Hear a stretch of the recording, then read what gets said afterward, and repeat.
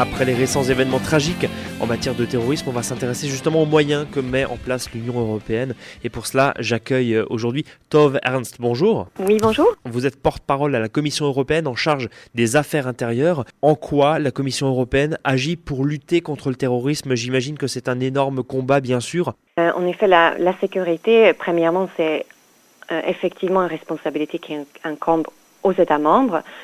Mais ce genre de menaces transnationales telles que le terrorisme peut être géré efficacement si on n'a pas une approche européenne commune. Et la Commission a présenté beaucoup de mesures pour renforcer la coopération au sein de l'Union européenne. Notamment l'année dernière, en avril, on a adopté un programme européen en matière de sécurité.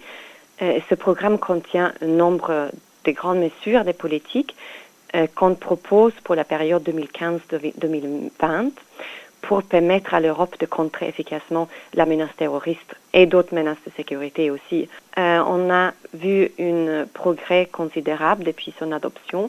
On a avancé considérablement et on a adopté notamment plusieurs plans d'action dans des principaux domaines sur lesquels on focalise notre attention, donc particulièrement sur les armes à feu et les explosifs, aussi le renforcement de la lutte contre le financement du terrorisme.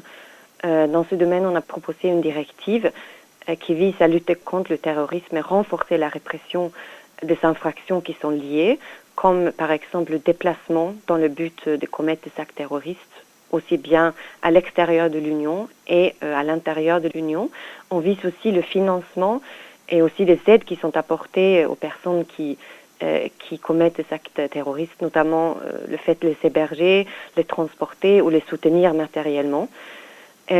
On a également beaucoup focalisé l'attention sur les systèmes d'information qui existent au niveau européen pour pouvoir les rendre plus robustes et intelligents. Est-ce qu'aujourd'hui, cette coopération, cet échange d'informations se déroule bien ? Donc, en effet, la valeur ajoutée d'une union de la sécurité, la Commission a présenté le voie vers une union de sécurité au niveau européen. On a présenté ça le 20 avril. Et ça vise justement à renforcer la coopération. Et ça dépend de la manière dont le cadre qu'on a mis en œuvre, qui existe au niveau européen, est utilisé par les États membres. Et on a vu plus grand partage que le fait que les États membres donnent plus d'informations, notamment à Europol, leur centre contre le terrorisme. Donc il y a une amélioration visible au niveau européen, mais il reste encore beaucoup de chemin à parcourir afin d'arriver à une vraie union de sécurité. Ces plans d'action, évidemment, coûtent cher. Il y a des fonds, bien sûr, qui existent aussi dans le budget européen, dans les programmes qui ont trait à la sécurité, qui sont octroyés pour les États membres pour financer un certain nombre de mesures. Notamment, on a soutenu un certain nombre d'États membres pour mettre en place les systèmes PNR, par exemple, pour travailler pour la mise en place même avant l'adoption de la proposition même.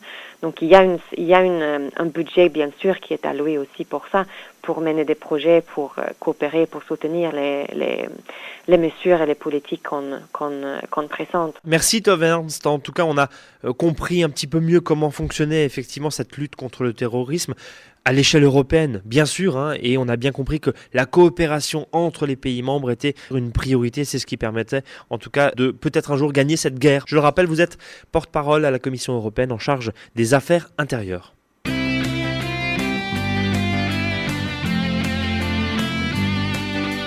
Une question sur l'Europe ? Ayez le réflexe Europe Direct. europedirectfrance.eu